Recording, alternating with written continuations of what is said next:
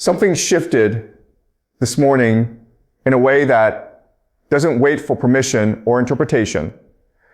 At exactly 10 a.m. Eastern Time, a tanker carrying Iranian crude is moving through one of the most critical waterways on Earth, and then a message cuts through the routine.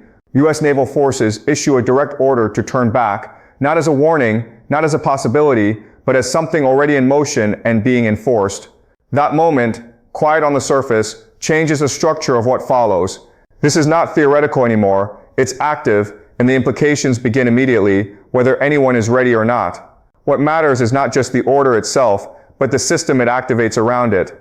This morning, that system became real as U.S. Central Command confirmed that a blockade had officially started, targeting maritime traffic connected to Iranian ports.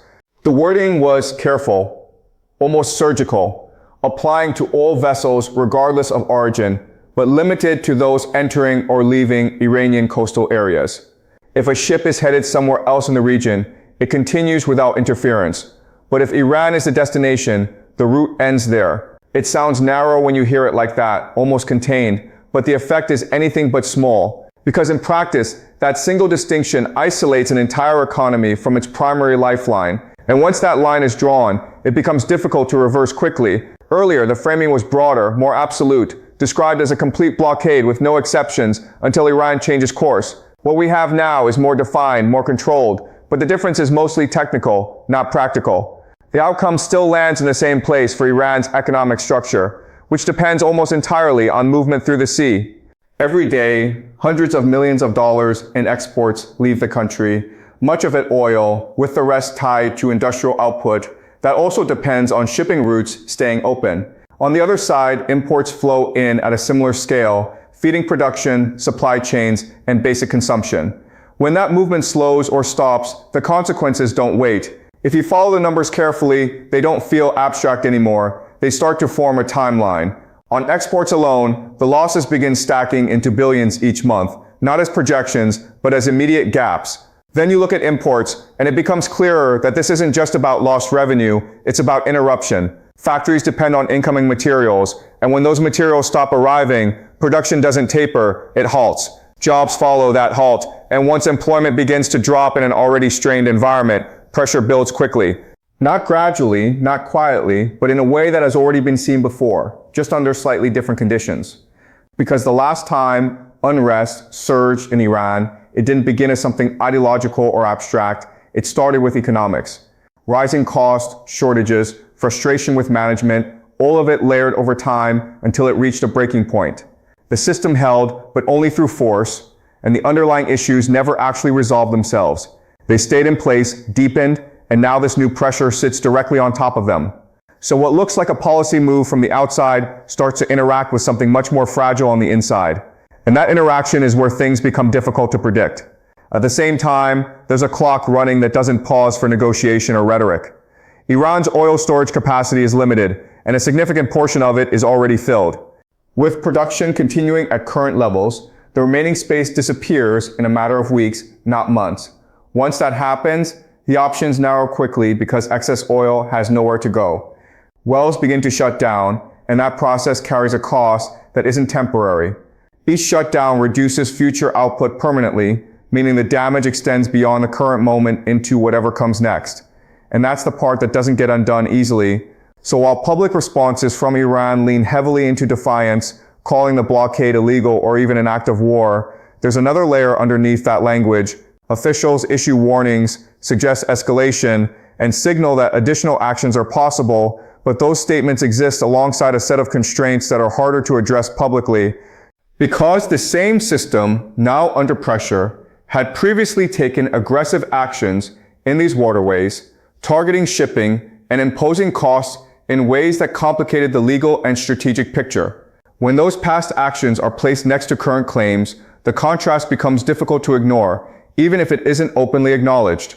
And yet, despite all of this tension, the situation hasn't fully tipped into open escalation. Not yet. The ceasefire technically still holds, conversations haven't completely collapsed, and there are still attempts, however fragile, to keep a diplomatic path available. But that path is narrowing as pressure increases from multiple directions at once. Economic strain, military positioning, and political signaling are all moving together, not always in sync, but close enough to create a sense that something larger is building.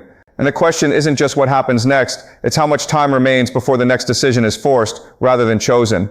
What this looks like on the water is not simple or clean, and that's where things start to feel more unstable than the announcements suggest. Even before the blockade officially began, ship traffic through the Strait of Hormuz had already started to thin out, with vessels adjusting routes or hesitating altogether. Some ships continued through, but others slowed, redirected, or paused entirely, waiting to see how strictly these new rules would be enforced. You can see it in small movements, a tanker changing course minutes after a deadline, another broadcasting that it's drifting near the coast, almost as if it's buying time. And when enough ships start doing that at once, the system begins to strain. In the span of a single day, traffic levels dropped noticeably compared to normal patterns, and that shift alone tells you how seriously this is being taken by operators on the ground. Not every vessel is carrying cargo, not everyone is directly affected, but uncertainty spreads faster than enforcement, because no captain wants to be the one testing a blockade in real time without knowing exactly how it will play out. So hesitation becomes a form of compliance, and compliance reinforces the blockade without a single additional action being required. That's how these situations expand beyond what's written into the policy itself. Legally, this enters a complicated space that depends less on what is declared and more on how it is carried out. For a blockade to hold under international law, it has to meet specific conditions. It must be clearly announced, applied evenly, and allow essential humanitarian goods to pass. On paper, those requirements are being addressed, notices have been issued, and the scope has been defined. But in practice, enforcement becomes something far more complex.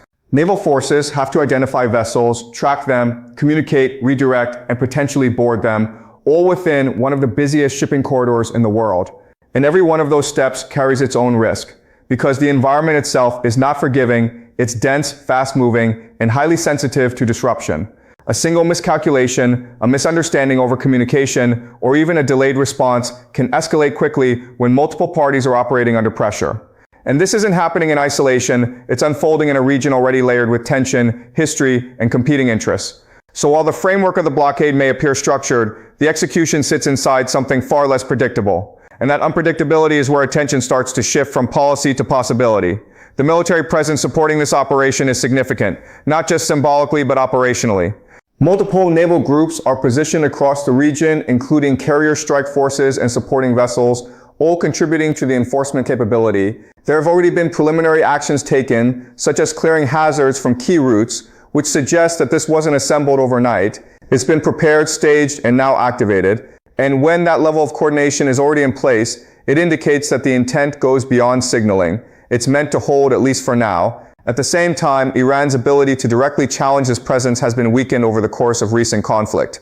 Public statements may suggest readiness and resistance, but the underlying capacity to engage at the same level is limited. That doesn't mean there are no options left. It just means they may not look conventional.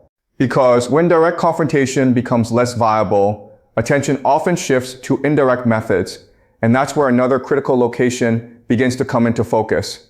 Not here, not in Hormuz, but further south, where another narrow passage connects major global trade routes. The Bab el-Mandeb Strait sits at the edge of the Red Sea, linking it to the Gulf of Aden, and through that connection to global shipping lanes that feed both Asian and European markets. It's not as widely discussed in everyday coverage, but its importance is comparable in scale. A disruption there doesn't stay local. It spreads across supply chains that depend on steady movement through that corridor. And the concern being raised now is that pressure could shift toward that point if the current blockade continues to hold. Not as a direct response, but as a way to widen the impact. That possibility isn't theoretical either, because there are established connections that make it feasible. Iran has influence over groups in the region capable of targeting shipping through that strait, and those capabilities have been used before. Missile and drone attacks disrupted traffic in the Red Sea not long ago, and while they were eventually contained, the precedent remains. So when analysts talk about escalation, they're not only looking at what happens in one location, they're considering how pressure can be redistributed across multiple points at once. And that's where enforcement becomes more complicated. Because managing one choke point is already resource intensive, managing two at the same time stretches coordination, response time, and overall capacity. Naval forces would have to divide attention, maintain presence in both areas, and respond to threats that may not follow predictable patterns. And from a strategic perspective, that kind of stretching is part of the calculation. It introduces friction, increases cost, and raises the stakes without requiring a direct confrontation at the original point of pressure. So even if nothing has shifted yet, the possibility alone begins to influence decisions. And while all of this is unfolding across these waterways, there's another dimension quietly shaping the situation from a distance. One that doesn't involve ships or direct enforcement, but carries just as much weight. Because much of Iran's oil doesn't just leave the country, it goes to a specific destination, and that destination depends heavily on steady supply. When that supply becomes uncertain, the effects ripple outward, not just economically, but strategically. And that's where the next layer of this situation starts to reveal itself.